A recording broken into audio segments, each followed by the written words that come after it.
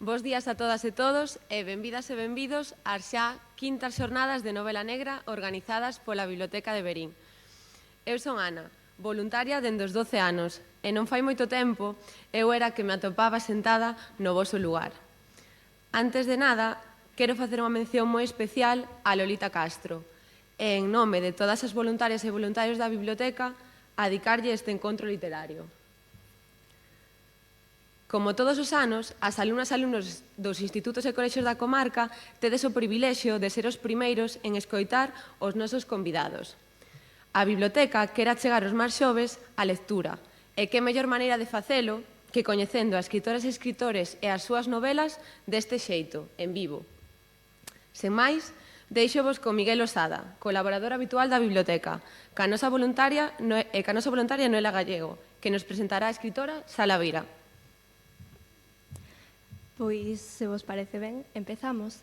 Estou agora xunto a Sara Vila, que é xornalista e escritora. É unha pontevedresa que naceu nas Neves e se formou na Universidade de Santiago de Compostela en xornalismo. Polo que xa destaca no libro, interesaste por temas sociais e foi niso no que te formaches. Houbo varios momentos nos que fixo prácticas en diferentes xornais ata que no 2012 entrou no Diario de Pontevedra. Estivo aí ata 2022. Iso foi un ano antes, no 2021, no que publicou o libro do que imos falar hoxe, 8 días sen Eva Cortes. É un libro no que é importante mencionar que a protagonista é xornalista. Ti tamén o és? Sí, eu tamén o son.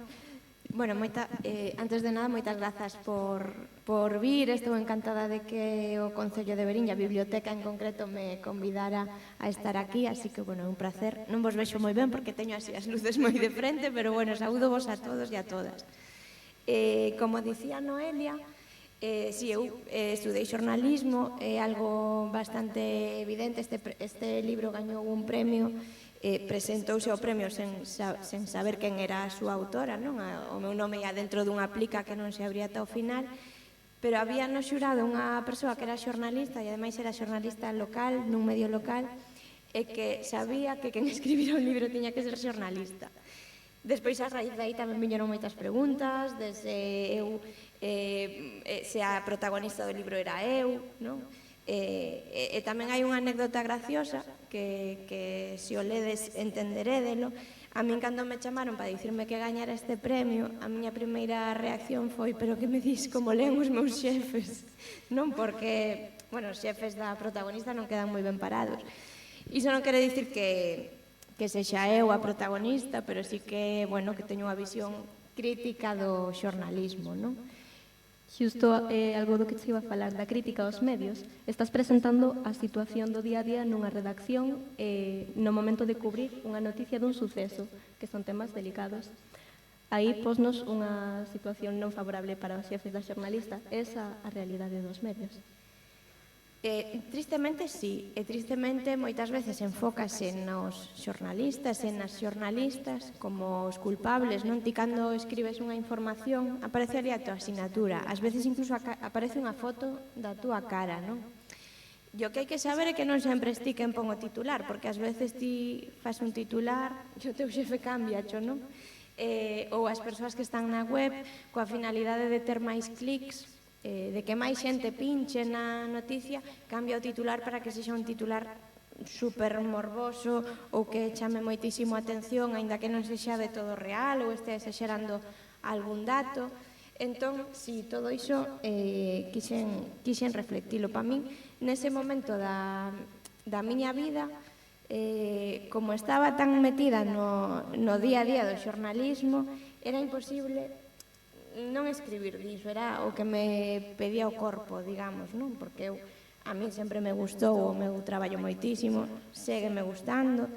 Hai unha frase moi romántica que é a profesión máis bonita do mundo. Bueno, pode serlo, pero tamén pode ser moi fastidiada. E tamén che fai pasar por momentos moi malos. Comentaba yo a Noelia antes destes encontros que falamos por teléfono, que a min sempre me gustou escribir, pero nunca me puxen en serio, non? Nunca o tomei como algo que... Nunca pensei que eu pudera escribir unha novela, por exemplo, non? Sin embargo, en momentos complicados nos que, bueno, a nivel profesional, pois estaba algo frustrada, foi cando eu desenvolvín máis unha escrita máis ben creativa, porque escribía todos os días, nun periódico escribes todos os días noticias, non? E a mí iso encantábame, a mí encántame contar historias, ir a un sitio que unha persoa che conte, pois iso unha historia que non deixa de ser iso, unha noticia, e despois contarlle a xente, non? É moi parecido ao oficio de escritor, de feito, bueno, hai debate, isto daría para outra conferencia, non sei, xornalismo e literatura, que están moi ben sellados. Bueno, a cuestión é que eu comecei a traballar moi noviña facendo prácticas, e despois de facer prácticas a mí fixeron un contrato terrible de 4 horas, e pretendían que eu traballase 8, non? Ainda que estivese contratada 4, entón pasei un momento, enfronteime así un pouco os meus xefes, acabei traballando 4 horas, pero facendo, bueno, traballar nun xornal tamén é cambiar as horas da cartelera do cine, as horas das farmacias que están de garda, a axenda, non? Cousas que igual cando estás estudando xornalismo pois non é o que máis quererías facer. Entón, nun momento que eu estaba así, que tiña bastante tempo libre, escribín un relato que mandei a un premio e que o gañei, non? E foi como unha forma de, ademais era un premio para xente nova, un premio que había en Redondela de relato, agora é de novela, que era para autores e autoras de menos de 35 anos. En aquel momento que eu viña da crise, desa crise que tanto se fala, que comezou en 2008 e que nos pillou os que saímos da universidade, pois iso nos anos 2010, 2013, pois aquel premio pois foi como unha mensaxe de dicirme, bueno, non eres tan mala, non? Tampouco é tan terrible todo, e hai opcións. E este libro chegou nun momento parecido, porque eu xa estaba moi metida na dinámica no xornal, tiña un contrato normal, non? Xa non estaba a media xornada con trucos así extraños de bolsas que se encadean, pero foi en plena pandemia, un momento no que os medios de comunicación e os xornalistas e as xornalistas o pasamos francamente mal, porque había unha carga de traballo brutal, había unha cantidade de información que chegaba por todas partes, que tiñas que estar confirmando todos lados, todo o tempo, eses famosos bulos, non? E ainda por riba moitos estivemos en ERTE. Eu traballaba 7 días seguidos, e os 7 días seguintes iba ao paro, non? E nos 7 días que traballaba estábamos a metade da plantilla, na outra quenda, digamos, cando eu iba ao paro estaba a outra metade facendo o periódico, entón estábamos facendo un periódico moito máis difícil sendo a metade, non? Entón neses 7 días que eu tiña que estaba no paro, pechada na casa, sen reunións sociais, sen poder moverme, sair do concello no que vivía, pois escribín este libro, non? E deume esta alegría, entón, bueno, eu daqui saco a mensaxe de que ás veces os momentos malos nos que te sintes especialmente frustrada, pois tamén poden aparecer cousas bonitas, non? Ese é un tema que se nota moito no libro, a frustración. Supoño que moitos, ou polo menos algúns dos que estades aquí lestes o libro, todos podemos ver que a protagonista, Antía Ouveira, era unha persoa moi frustrada co seu traballo. Sí, moita xente me pregunta, e a mí non me gusta que me comparen con ela porque eu non estaba tan frustrada, quero dicir, a mí o meu traballo encántame.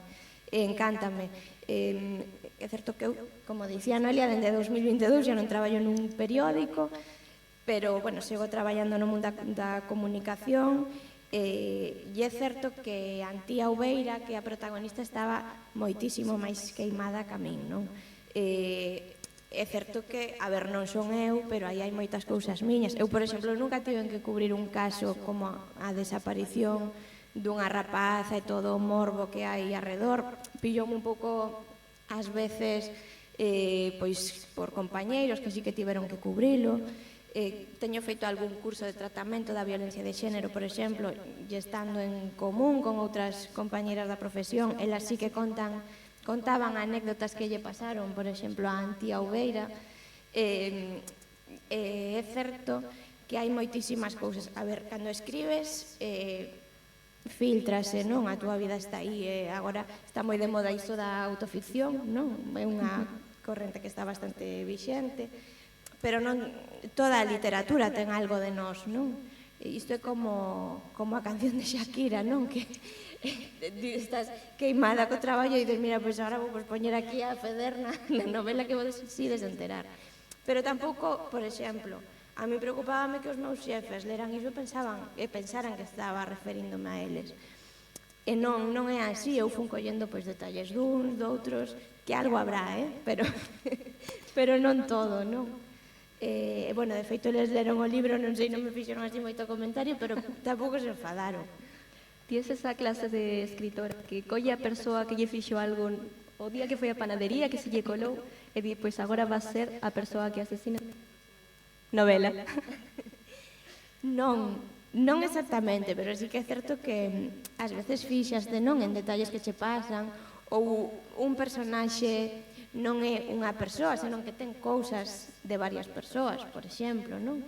Ou algunha anécdota que viviches sí que se pode colar aí, porque, bueno, a vida, digamos que como a materia prima do que escribes, non?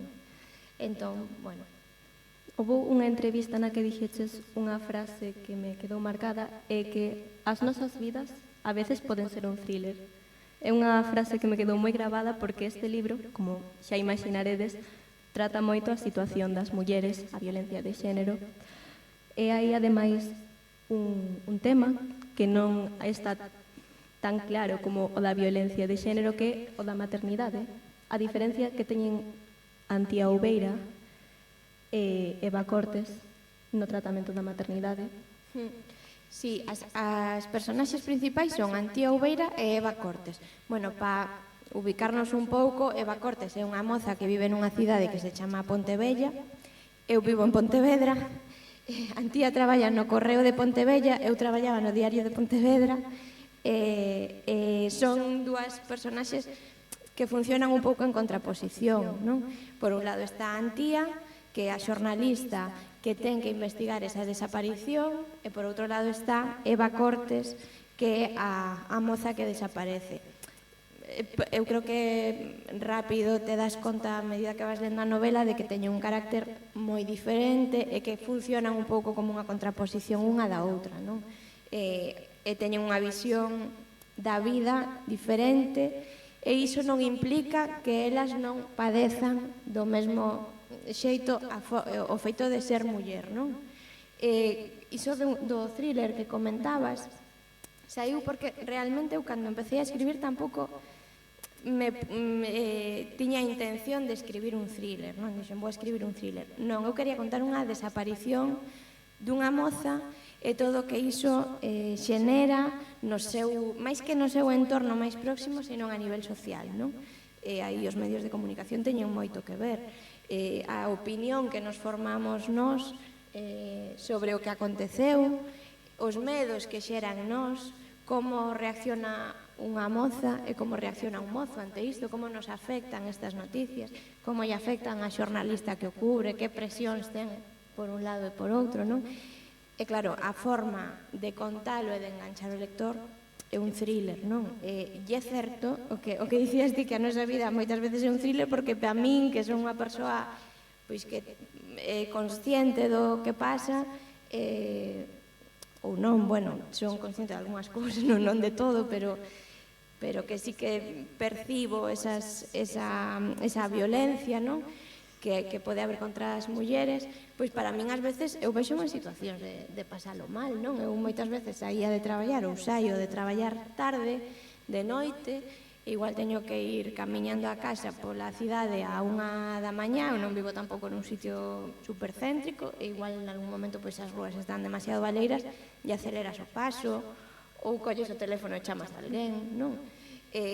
E iso, esa tensión coa que vives, pois tamén pode ser un thriller, non? É algo parecido. Si, é unha dos puntos que tratas, a diferencia que hai na educación entre os homes e as mulleres. Non a educación como a etiqueta, senón a educación como a formación social, por así dicilo. Outro dos temas que tamén chamaron moita atención foron os da procedencia social. Como pode marcar a procedencia social a unha persoa durante o resto da súa vida. Sí, home, iso é algo bastante evidente, aínda que nos queiran dicir que non, porque ás veces dice iso todos e todas temos dereito a ter educación, o instituto, as escolas, non hai que pagar por ir, non? Pero sí que é certo que nacer en determinados barrios ou en unha familia cunha determinada condición socioeconómica vai te marcar, non? Dunha forma ou doutra. E é certo que hai persoas que malia ser fillos dunha nai solteira con moi poucos medios, pois chegan a ser catedráticos. É genial que ocorra, pero tamén temos que ser conscientes de que o van ter moito máis difícil que unha persoa pois cunha familia que teña unhas condicións económicas que lle permitan, por exemplo, non ter que traballar mentres estudan, non? Ou que lle permitan, por exemplo, dedicarse exclusivamente a estudar unha posición para ser un funcionario con unha categoría moi alta e dedicarse exclusivamente a iso sen ter ningún ingreso mentres estudan, non? Isto son cousas evidentes e que, bueno, sí, son cousas que eu penso e que tamén aparecen na novela, porque tamén se reflicte no xornalismo, non se trata do mesmo xeito a Dani Alves, por exemplo, que é un futbolista que ingresa millóns por xogar o fútbol, ou máis que millóns, non?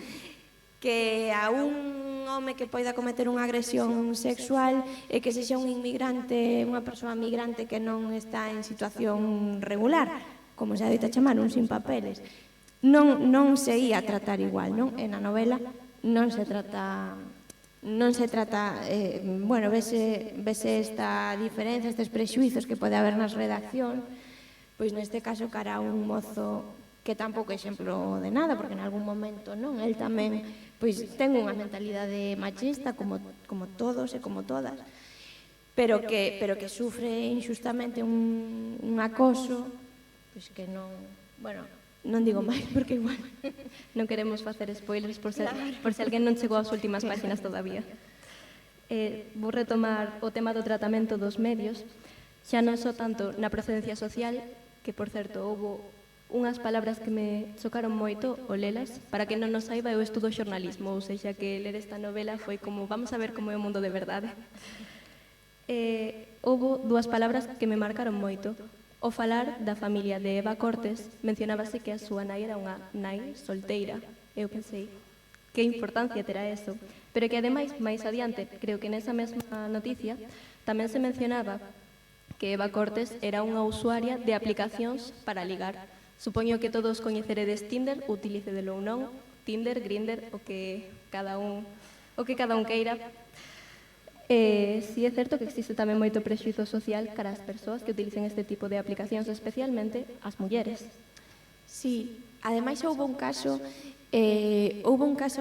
bastante recente, haberá cousa de 2 anos. Eu estaba escribindo cando ese caso era moi actual. Creo que se chamaba Marta Calvo, sempre me esquezo. É unha moza que quedou a través dunha aplicación deste tipo cun home que acabou fixo a desaparecer e asasinouna. Penso que o corpo non apareceu aínda. Bueno, había unhas horas e horas de tertulias televisivas sobre pois este tipo de aplicacións, os perigos que teñen. Mira, os perigos non son das aplicacións, os perigos son de que hai agresores soltos na rúa, non? De que hai homes que agreden as mulleres ou que as matan ou que consideran que o corpo da muller, o acceso ao corpo da muller é un dereito que teñen eles e que o consentimento ou o desexo que teña a muller non importa, non? Pois tamén me interesaba tratar iso porque ás veces tamén é unha cuestión xeracional, non? Que a xente de xeracións máis maiores que ligaban de outra forma, pois igual no torreiro da festa, non sei se aquí se di torreiro ou adrio ou Entendémonos todos. Sí. Pois que ligaban nunha verbena, que é totalmente lexítimo, pois que non entendan que novas xeracións pois ligan por Tinder, e máis en plena pandemia, pois que vas facer, non? Exacto, non podes sair de casa. O problema non é o Tinder, non? A min sí que é certo que o meu xefe Cando traballaba no xornal, unha vez me encargou, tiña fillos adolescentes e estaba moi preocupado por todos os temas de adolescentes, e encargoume unha vez facer unha reportaxe sobre isto, sobre a sexualidade da xente nova, que iso das redes, que se poñen a falar sin coñecerse, sen tal. Eu, bueno, pero ti cando ibas a unha festa, coñecías a rapaza que lle entrabas, sabes, non? Non a coñecías de antes, e igual... E non pasaba nada, iso non che parece perigoso, que falen por redes, pareceche perigoso, non? Claro que ten os seus perigos, pero como todo nesta vida, non? Hai que saber usalo, tampouco... Agora a ver se o Concello de Verín ou os profes están dicindo esta está facendo aquí apoloxía de... Non, para nada, non? Pero vamos, que ás veces é tamén unha cuestión de xeración, de que temos que esforzarnos tamén por entender pois as novas xeracións, as formas que teñen de relacionarse e tratar de quitarnos pois os prexuizos que podamos ter ao respecto. Agora, para retomar o tema do xornalismo, vou vos dicir algo que me dixeron en primeiro, nunha das primeiras materias que tiven, que foi, cando escribas unha noticia, ten en conta as 5 W do xornalismo, que espero que se sigan utilizando na profesión porque significará que estou aprendendo cosas que se usan. As 5 W do xornalismo son as 5 preguntas que tes que facerte para escribir unha noticia. E durante todo este tempo estivemos contestando a primeira, que é o who, quen. Xa temos a protagonista, as protagonistas, e a escritora que o escribiu, que é Astro Xavier. Pasamos agora entón ao when, o cando. Algún de vos, por casualidade, recorda algún detalle que vos poida dar un contexto de cando se escribiu? Hai un pequeno detalle, un pequeno trozo de tea diante da cara que vos pode dar unha pista de cando se escribiu, de cando está situado esta historia. Bueno, están tímidos. Eu xa din algunha pista, Na primeira pregunta que me fixeche xa dixen que foi escrito durante a pandemia, non? Monse Manolo, no exame do libro poñedelles esta, que ahora xa saben a resposta. Bueno, tampouco esta, porque a verdade é que é un pouco a pillar esta, porque en algún momento sí que se ven mascarillas, non? Pero tampouco é algo super importante na trama. E algunha xente preguntábame que como fora capaz de escribir sobre a pandemia, non? Porque nese momento estaba todo o mundo moi saturado e que era imposible falar sobre ese tema, incluso os escritores, eu teño a compañeira que me entrevistou cando saiu o libro, díxome que os autores que entrevistara que lle dicían que lles resultaba moi difícil falar sobre o tema, pois a min érame inevitable, non sei, igual era polo feito de estar todos os días cubrindo a actualidade, non? Que era imposible que non se colara aí.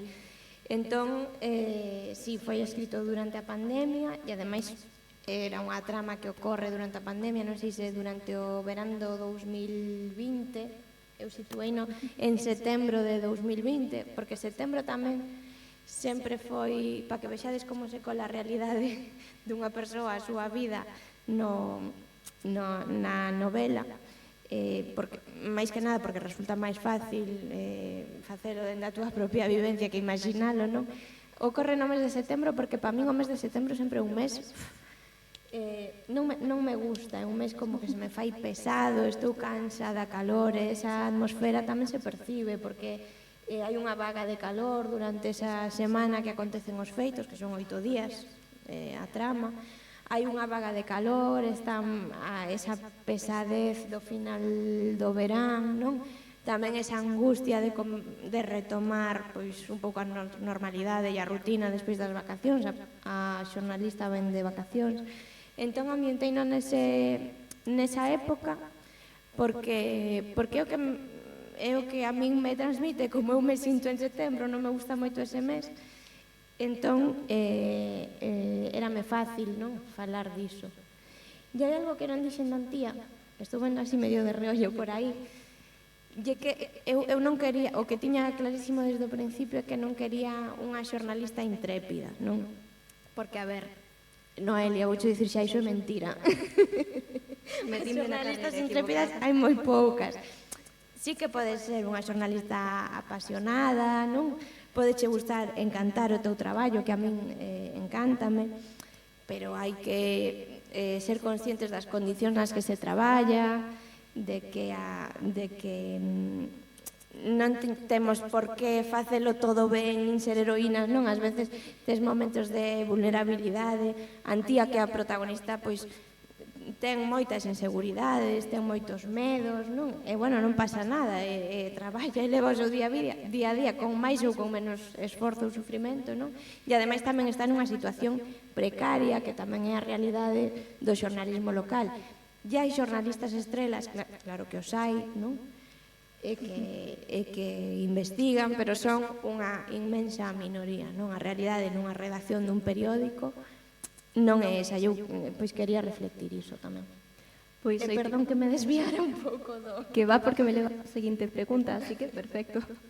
8 días en Eva Cortés, eu creo que é un libro moi real, trata moitas realidades dun xeito con moito cariño, con moito cuidado tamén de tratar a realidade. E iso levanos a terceira pregunta das 5, o what, o que. Supoñemos os lectores que este libro se escribiu para contar unha denuncia contra a situación das mulleres, unha crítica ao maltratamento da información dos medios, pero confírmanos ti que escribiches e podes saber mellor que ninguén. Sí, eu quería pois contar todas estas cousas.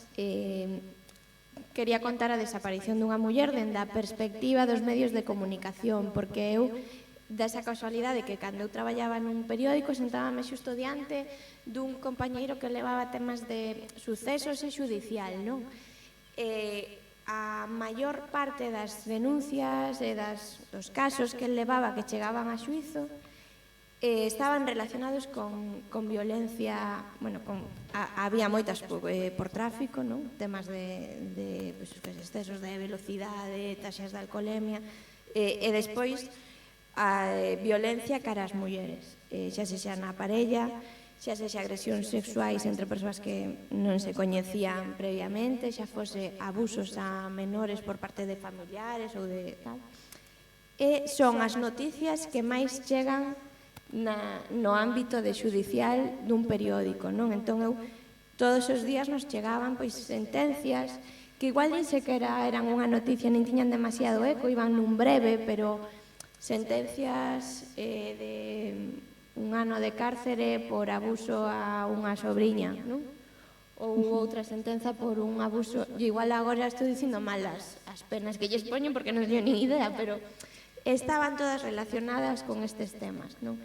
Entón, sí que é certo que eu era un tema ao que son sensible, e chamábame moitísimo a atención a dimensión de toda a violencia que se produce nun lugar como Pontevedra, que é capital de provincia, chegan ali os casos de toda a provincia, non? Pero nunha provincia como Pontevedra a cantidade de casos deste tipo que chegaban, non?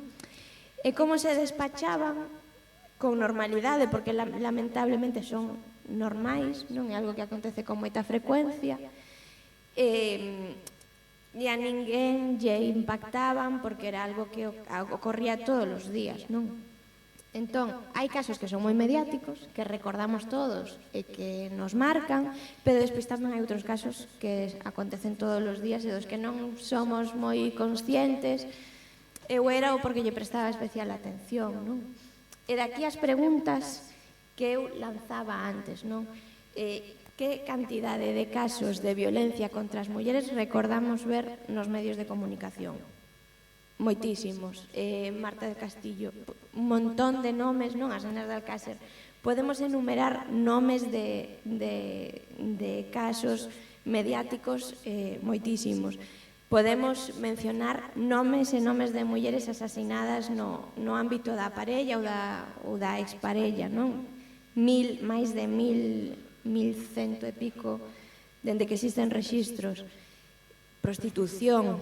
Cantas redadas saen nun breve, non? De locais de prostitución con mulleres que son escravas, digámoslo así claramente, non? Entón, hai moitísimos delitos relacionados con estes asuntos e moitos que non saen publicados e moitos que non se denuncian, non? Entón, todas estas preguntas eu quixen plantexarmas e un pouco plantexalas tamén a través da novela, non? cantos casos recordamos, como nos afectan, como cambiaron a nosa forma de comportarnos, como cambia a... Mira, eu outro día, que a mesa acabaseme de ver a mente, estaba coa miña parella antes de dormir e falamos do caso dunha persoa, un home, un agresor que está preso no cárcere por unha serie de violacións e asasinatos, e saía unha noticia da zona de Pontevedra, saía unha noticia de que ia sair do cárcere, non? E comentámoslo xusto antes de ir pa cama. Eu xa me fun con iso fun a dormir con iso na cabeza. Entón, como nos afectan estas noticias? Como cambian a nosa forma de comportarnos? Afectan de forma diferente as mozas que os mozos? Como tratan os medios de comunicación, non? Que é do que viñamos falando ata agora? Como é traballar na redacción dun periódico? Que presións tes que soportar da cantidad de lectores que pincharon nesta noticia, de se o contou antes outro periódico da competencia, do teu xefe que quere que contes isto e ti non o queres contar así, non? En que condicións fan o seu traballo os xornalistas? Hai sexismo nos medios, porque tamén nas redaccións hai sexismo, que, bueno, isto ás veces non parece moi ben que se diga, pero hai que dicilo. Hai áreas que están moi masculinizadas. As seccións de deportes, a non ser que traballes na tele e sexas moi guapa, son pos homes. As seccións de economía, política, o que se considera importante, que son os cartos e o poder, siguen levando os homes. A cultura, a sociedade, as festas e estas cousas que, bueno, para pasar el tiempo, non?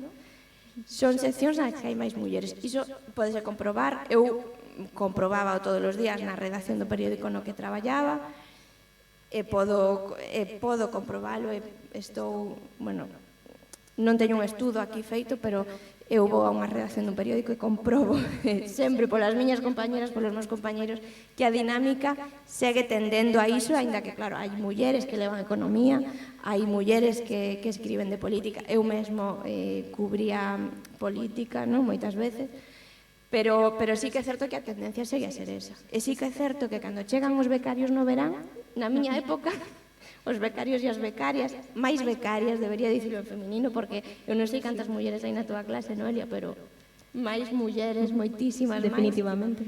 Definitivamente, case todas mulleres. Sí que había unha división por sección, e as chicas, bueno, pois a los conciertos e esas cousas, non? E os chicos, pois a deportes, a economía, non? Ás veces tamén porque o prefiren eles e elas, Pero sí que é certo que, digamos que de primeiras, a opción era esa. Cando eu chegaba, non sei se agora estere sendo así, igual menos. Iso tamén é bo, non? É síntoma de que van cambiando as cousas. Iso é sempre importante. E con esta resposta contestaches a 2 das 5 preguntas, tanto o que contaches como o porqué, pola denuncia, pola presentación da realidade. Ou seja, que nos queda unha pregunta. Falamos do quen, do cando, do que e do porqué. Ou seja, que supoño que vos dades conta de que nos falta falar do onde. Podes nos pasar unhas imaxes en pantalla, por favor? Bueno, aquí isto está moi lonxe de Pontevedra, que veño dali e estive 2 horas en coche, pero non sei se fostes algunha vez. Pero pensei que igual se lestes o libro, igual, bueno, vos gusta ver imaxes da cidade, seguro que fostes algunha vez, ou non o sei, pero que non a coñecedes tanto como a coñezo eu que vivo ali, non? Entón, por Pontevedra pasa un río, que é o río Lérez, que no libro se chama o río Leiro. Eu chameille Pontevella no libro porque non quería cometer ningunha falta de rigor ou equivocarme, como falaba de lugares, incluso un pouquiño de historia. Dixe, mira, antes de meter a pata, pois invento un nome e como é ficción, pois non pasa nada, non? Cubro máis espaldas. Entón, o río Leiro, en realidade, o río Lérez, que ten un paseo polo que eu paseaba moitísimo durante a pandemia porque vivía soa coa miña gata e non tiña nada que facer e non me podía reunir con nadie. Entón, como estaba escribindo unha novela, pois, claro, ambientei ali. Este é o paseo do río, e aí é onde desaparece Eva. Entón, bueno, porque lle poñades un pouco de... No medio está a Illa das Esculturas, que é ese anaco de terra que podedes ver, que está rodeado polo río, que digamos que se bifurca aí, que queda ese trozo de terra aí no medio, que é a Illa das Esculturas.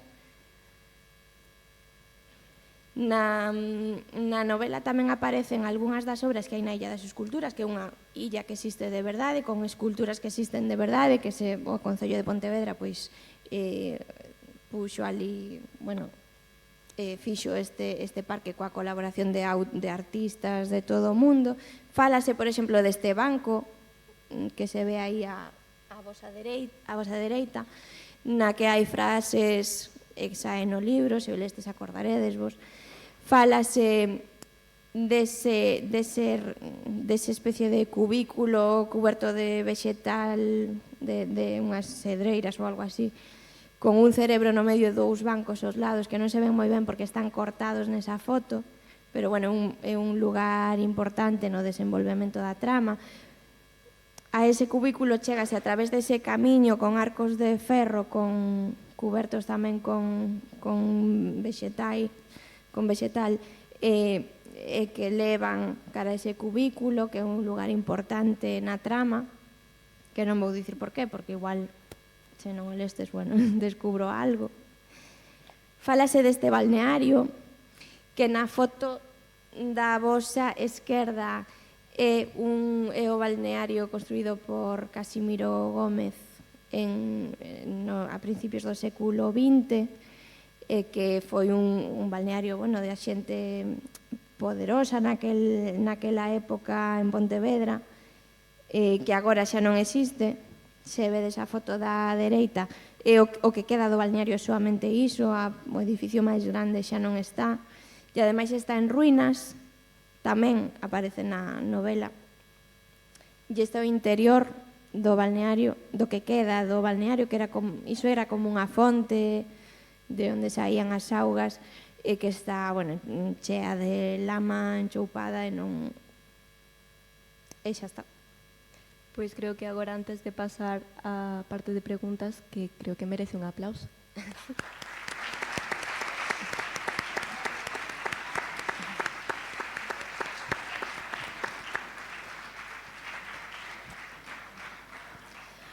Pois agora, persoas do público que lestes o libro, tedes a oportunidade de falar coa escritora do libro, ou seja, que non teñades vergoña en preguntar, que xa vedes que non morde. Se tedes algunha pregunta, levantade a man, que xa hai un micro circulando polas escaleiras.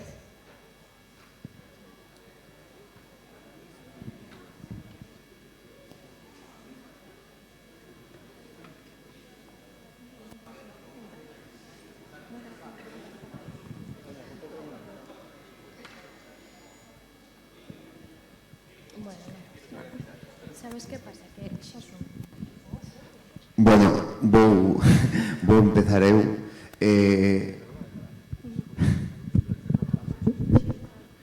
Primeiro, quería comentar a Sara, bueno, simplemente a miña opinión persoal, que me pareceu un libro moi interesante, dos últimos libros así publicados en galego, pois parece un libro realmente interesante, moi dinámico, pero bueno, a miña pregunta non vai por aí, vai máis pro tema do xornalismo. Aquí que está cheo de mozos e mozas novas, como se poderán informar no futuro? Esa vai ser a miña pregunta, porque realmente a miña visión, falaba Noelia das 5 preguntas, das noticias, pero é que se lemos os xornais, tanto digitais como os xornais en papel, na actualidade, a min dame a impresión de que cada vez hai menos noticias, que case todo é opinión. Entón, moitas veces incluso os propios xornais en papel, que antes parecían como un pouco máis rigorosos, agora, pois non, son os propios xornais os que difunden as fake news, bulos, non sei. Entón, como vedes vos, xornalistas novas, Noelia, que será seguro moi pronto, anda por aí Concha, me parece tamén, como vedes vos o futuro do xornalismo? Hai futuro? Pódense informar ou poderánse as novas xeracións informarse nos xornais en papel, nos xornais digitais? Bueno, esa é a miña pregunta.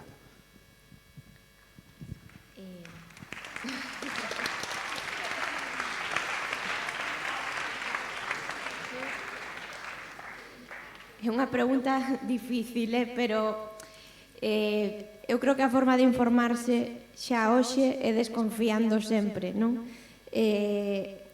Vendo varias versións, non? Porque todos os xornais teñen unha liña editorial, pero hai algo peor aínda que a liña editorial, que é a subsistencia, non? Que as empresas que están detrás, os intereses que hai detrás, non? As subvencións que necesitas e que están detrás. Entón, o importante é cuestionarse sempre todo o que che chega, non? É saber contrastalo con outros medios.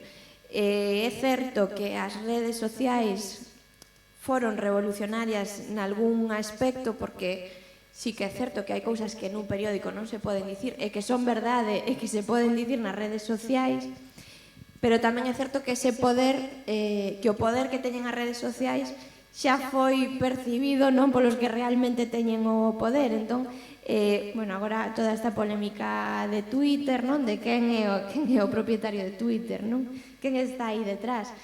Entón, vivimos nun momento moi confuso para informarse. Hai moitísima información por todas partes, porque controlar o que opina a opinión pública é fundamental en países pois nos que a xente vota, non? Os que gañan as eleccións, os que gobernan e os que teñen o poder teñeno polos votos da xente, e detrás hai pois moitísimos intereses económicos que son os que realmente manexan, non?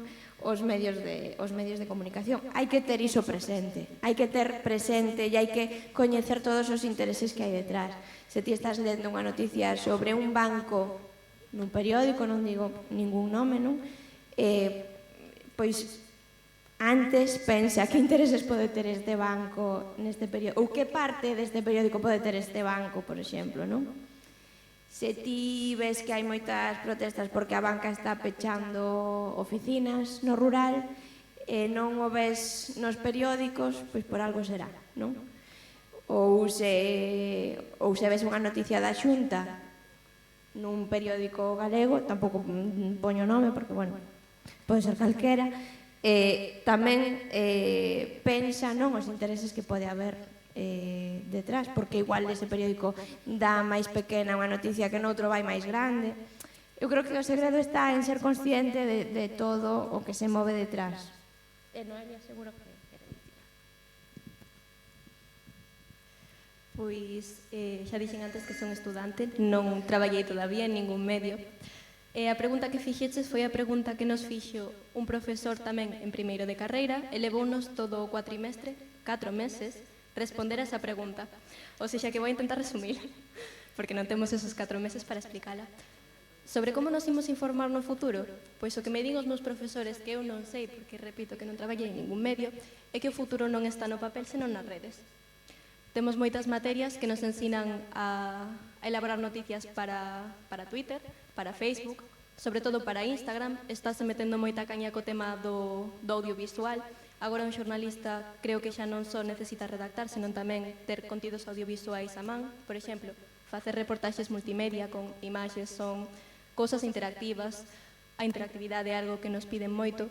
Unha persoa vai reaccionar mellor a unha noticia se pode entrar e deixar un comentario. Por exemplo, nun xornal podes mandarlle cartas ao xornal, pero non é o mesmo que ter unha mensaxe posta en Twitter, contestar, que che respondan, ese tipo de cousas. Ou sexa que, en resumo, para deixar pasar máis preguntas, o xornalismo do futuro, segundo os meus profesores, está na rede, pero o xornalismo do futuro en realidade está en vos, que sodes os que leredes ou escribiredes os xornais. Cantos de aquí queredes ser xornalistas? Hai alguén? Podedes levantar a man que non vos vou facer máis preguntas se levantades. Temos aí unha persoa tímida e indecisa. Esperemos que esta charla non te desanimara.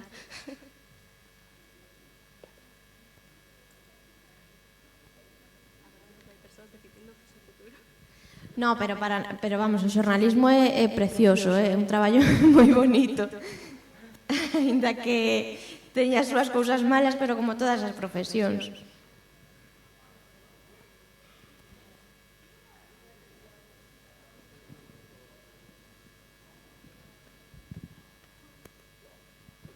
Bueno, si, espera... Lorena ten aí unha cuestión.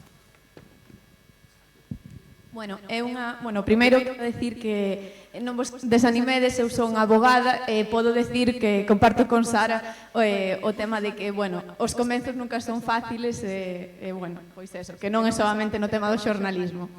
A miña pregunta vai, Sara, máis que nada polo tema de... É algo que sempre me xerou moita curiosidade, como... Correxídeme, se non é verdade, pero creo que no tema do xornalismo tedes como unha especie de código ético en cuanto aos temas do suicidio. É dicir, non se poden publicar noticias referentes ao tema do suicidio. Non sei se probablemente polo tema do efecto chamada, non? Entón, a miña pregunta é se realmente existe ou debería existir algo semellante en canto ao tema das violencias machistas. Digo porque é certo que cada vez vense máis noticias en cadeas, operandi e demais moi similares e cada día pois bombardeannos con temas destes. Entón non sei se podería haber unha especie de relación ou se hai. Iso non é... Tense plantexado. O de feito hai anos era algo que unha teoría, digamos, non, de que o chamado efecto chamada, non? Que o feito de dar a noticia dun asasinato machista podería crear un efecto chamada e que, de feito, hai incluso algún estudo de que cando se produce un asasinato na semana seguinte pois se encadean uns cantos máis. Pasou no mes de decembro que houve moitos asasinatos en cuestión de 3 días. Bueno, agora mesmo esa teoría non se contempla xa, porque eu penso que é máis importante informar, non? Saber o que pasa, que ocultalo, porque é unha forma de ocultar unha realidade que nos está golpeando todos os días. Sí que é certo que hai formas de informar, non? O importante non é o suceso en sí, nin cantas coiteladas, nin cantos golpes, nin se asfixiou, nin detalles morbosos, senón unha dinámica, unha realidade que con datos, non, que son aplastantes, ademais, non, que evidencian que hai un problema brutal de violencia contra as mulleres. Entón, silenciar os casos, eu non creo que sexa a solución, igual que non é a solución silenciar o suicidio, de feito, bueno, non sei se hai aquí xente que queira ou que estea relacionada co mundo da psicoloxía, da psiquiatría, pero do suicidio hai que falar, non? O que non hai que dar ideas, non? Dicir, pois mira, esta ponte é maravillosa para tirarse, non? Igual que non é de recibo tampouco dicir, mira que ben a matou, pois dándolle unha coitelada en tal parte do corpo, non? Ou mira que sanguinario foi que fixo isto. Hai que afondar máis no que ocorre, na realidade en conxunto, que nos casos puntuais. Que tamén, porque ás veces cando das unha noticia brutal que te sobrecolle, iso tamén sensibiliza, non? Pero se abusas diso, o que faz, ao final, funciona como unha vacina. Tanta exposición á violencia, ao final acabas por normalizala. Entón, sí que é certo que hai que buscar un punto medio.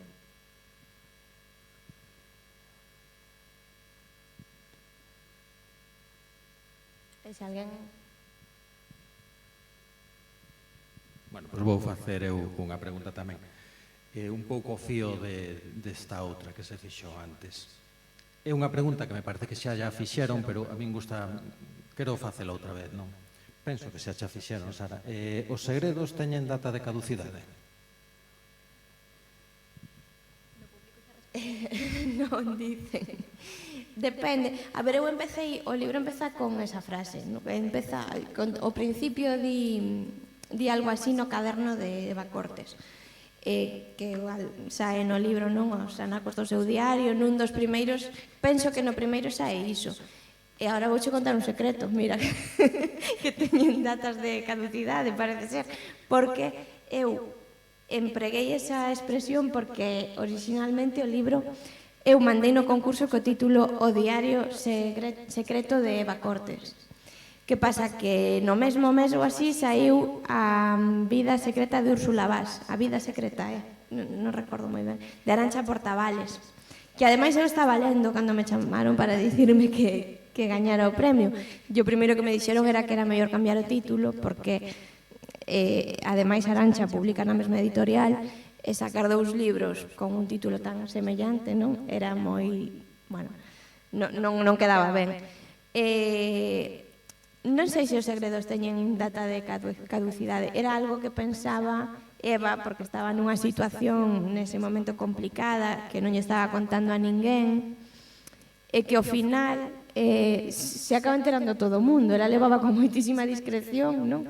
Pero por todo o que lle pasa, pola súa desaparición, a súa intimidade acaba sendo exposta en todos os medios de comunicación, e ese segredo pois non o pode manter. Tamén era unha reflexión de como expoñemos a vida das persoas que lles ocorre algo así, ou calquera outra cousa. Se ti en algún momento te convertes en protagonista de algunha noticia, pois porque estabas no lugar dun atentado, porque tes un accidente de coche, de repente os medios de comunicación o que fan é buscar o teu nome en Facebook, non?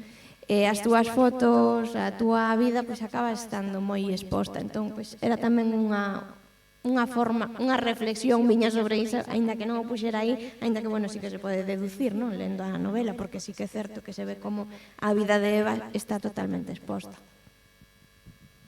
Vale, entonces, como eu preguntei o que me deu a gana, e ela contestou tamén o que lle deu a gana, ahora pregunto vos a vostedes. Os segredos teñen data de caducidade? Que pensades? Quero dicir, porque nas xornadas do ano pasado, e aquí díxose que el crimen perfecto non existía, non? Entonces, se o crimen perfecto non existise, podería haber segredos que nunca tuveran data de caducidade, outros sí, pero eses segredos importantes, que son os que moitas veces se ventilan en sede, non, dentro do que é a novela negra, terán ou non terán data de caducidade, porque a resposta que lle deamos a eso ten moito que ver cunha das preguntas que xa saliu aquí, que cual é a relación entre os medios de comunicación e o poder. Se o poder e os medios teñen unha comunicación moi intensa, e sobre todo se esa relación é de tipo subordinada, como a veces, ou como, bueno, unha maneira de relacionarse que aparece na novela de Sara, entonces podería haber segredos moi importantes que nunca caducasen, que sempre serían segredos.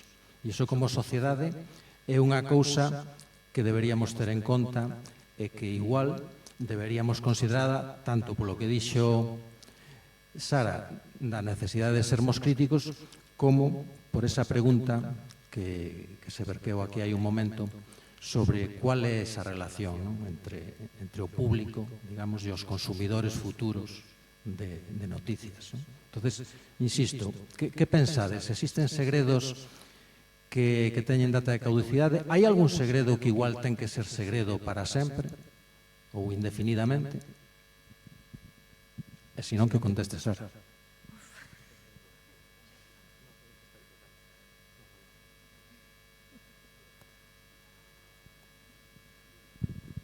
Eu penso que sí que son necesarios que haxa segredos que sexan para sempre e que se manteñan aí nese recuncho, porque a través destes móvense moitos aspectos do mundo. Por exemplo, cando nos informan dunha noticia, se a xente te lle das toda a información que ter sobre un caso aberto, vaise facer moito máis política, vaise facer moito máis ruído sobre todo iso. Entonces é necesario que haxa parte de algo que quede escondido para só unhas persoas. Entonces, reitero que penso que sí que é necesario que haxa secretos que queden, e sobre todo nun círculo pechado de xente que controle sobre eses determinados aspectos.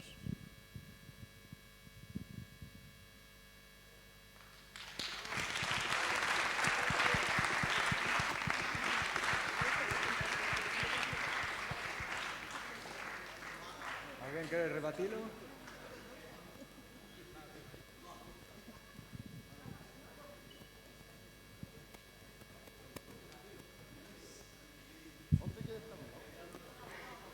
Porque facer o libro dese tema e non doutro.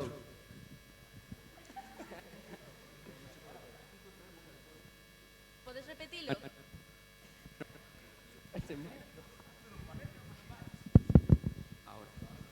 Por que diciste facer o libro dese tema e non doutro? Bueno, porque, sinceramente, porque era o que me apetecía. Non, ao principio xa dixen que a min isto collome nun momento que estaba nun momento complicado a nivel profesional, porque estaba nun ERTE, traballaba moitísimo unha semana, libraba outra, e a min apetecíame falar de xornalismo, non? Apetecíame falar de como é o día a día nunha redacción e, por que non dicilo tamén, darlle un pouco de caña.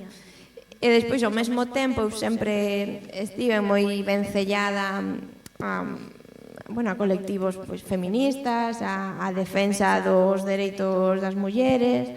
Entón, era un tema ao que era moi sensible. Entón, xuntei xornalismo e violencia contra as mulleres e saiume isto. Pero, hai moitos outros temas dos que agora, por exemplo, que non estou tan metida na dinámica dun periódico, porque traballo noutro sitio, escribiría outra cousa, sí que é certo. ¿Era necesario meter a Darío como una relación descompleja o fue algo personal? Era necesario meter a Darío? A Darío como la pareja de Antía, pero una pareja problemática. ¿Era necesario o fue una decisión personal? Non era necesario, pero axudábame a falar de moitas cousas, non? Tamén non de violencia, nin sequera de machismo, igual de micromachismo, aínda que non me gusta nada esa palabra, pero sí da realidade dunha muller que traballa fora da casa, dentro da parella, non? E tamén da frustración dunha xeración que igual agora non tan, agora tamén, eu digo porque agora a mí a nivel laboral estou mellor, pero dunha xeración que non o tivo fácil a nivel laboral e que non foi tida tampouco moito en conta, que tampouco me quero estar queixando, porque ás veces, a xente da miña xeración critícasenos moito isto, non? Que nos queixemos, pero que se nos puxeron unhas expectativas que logo non eran reais, non? Todo iso que nos din de que estudemos, que despois todo vai ser maravilloso. Todos temos que ter un traballo digno, digamos, estudiemos ou non, partindo desa base. Darío é un home que está bastante decepcionado, non ten traballo, está así na casa, un pouco perdido. Entonces quería reflectir iso. E tamén quería reflectir, algún problema ou choques ou ideas preconcebidas que temos da parella e que ás veces as parellas non funcionan como pensábamos. Aquí saco, por exemplo, o tema da maternidade, que a Antía tivese unha parella servíame para falar, por exemplo, do desexo de ser nai, que ás veces non pode ser, ou que ás veces custa, da presión que teñen as mulleres chegada a unha idade por ser nais, ou porque non lles apetece, ou porque se fan vellas, non? Entón, quería tratar eses temas e que a Antía tivese unha parella e que non estivese en un momento moi bo, pois permitíame tratar estes temas.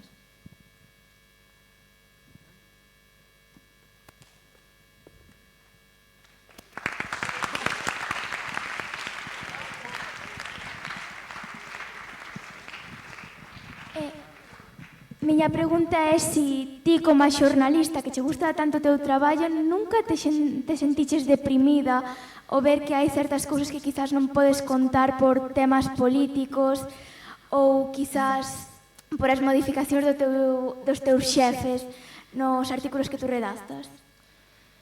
Sí, non tanto deprimida, máis ben enfadada. Pero sí que é certo que cando a medida que pasa o tempo vas sabendo que podes dicir yo que non. Iso tamén é triste, pero é así, non? A ver, a mí tampouco me censuraron nunca en algo super, non? Importante, pero sí que é certo que con certas empresas ou con certas institucións, pois tes que ter un pouco máis de cuidado. E co tempo, cando van pasando os anos, sabes con quen podes meterte e con quen tes que ter un pouquiño máis de cuidado, non?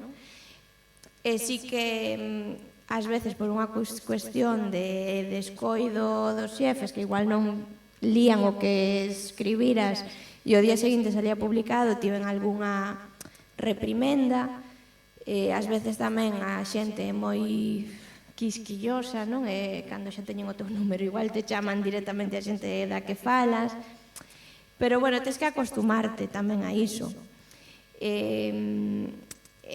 Claro que é triste, a min máis ben enfadábame, non?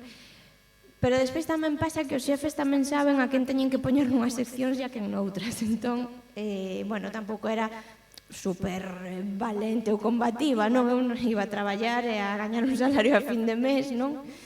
É algo que ao final asúmelo así. Pero sí, claro que enfada. E ás veces ten pasado, igual se non a min directamente, ocórrenseme casos de compañeros que sí que lles ten pasado. E que pasa? Porque hai xornalistas que cando lles preguntan polo xornalismo comezan a dicir que si super libre, que tal, bueno, eu non estou de acordo. É dicir que isto pasa nos medios de comunicación, non é querer intervilos, nin querer sacarlles crédito, é asumir unha realidade, non?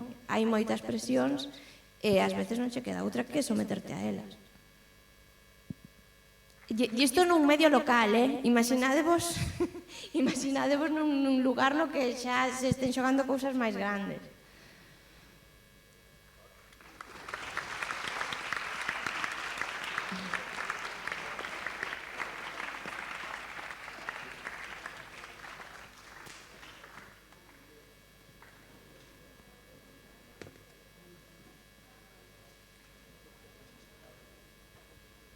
Ola, boas. Bueno, eu quería facerte unha pregunta igual algo máis personal.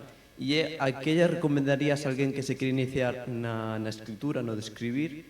Que lle recomendarías como inicio, como ese paso inicial para dalo? Gracias. A ver, é que eu tamén me considero unha principiante, entón tampouco sei. Se queren escribir, eu penso que o mellor que poden facer é escribir. O que sexa. Cada persoa pois está máis cómoda nun xénero, non? Eu estaba cómoda no relato porque é algo curto que resolves rápido, pero hai xente que igual lle gusta tamén a poesía e despois a novela. A min parecíame moi complicado escribir unha novela porque claro, hai que manter unha trama moito tempo, hai que ter un inicio, un final e durante todo ese tempo que a xente non diga mira, isto nada, abandono, non? Pero é fundamental o traballo e o tempo que lle dediques e é fundamental tamén ter a mente moi baleira para pensar a trama e para pensar todos eses detalles que fan que todo vaya cadrando, non? A min pareceme complicadísimo, por exemplo, montar toda a trama dunha novela pois grande, non? Unha novela ben como mañá vai estar ou esta tarde penso vai estar aquí Pedro Feijóo que ten novelas de 500 páxinas que a mí me parece complicadísimo, non? Aí hai un traballo detrás de estruturalo todo que require moitísimo tempo e que require moita dedicación. Entón, a dedicación é fundamental. E tamén dispoñer do tempo para dedicarte a iso, porque eu cos horarios que tiña traballando, por exemplo, ao final acabo sempre falando do traballo, pero bueno, cos horarios que tiña, ou calquera persoa que teña un horario de traballo de 8 horas, que teña despois que sei, o traxecto a casa, preparar as cousas para mañá, ter a casa mínimamente limpa, comer, facer a comida e esas cousas, quedache moi pouco tempo. Entón é un sacrificio tamén. Entón, bueno, sí, hai que tenche que gustar e tes que dedicarlle moito tempo.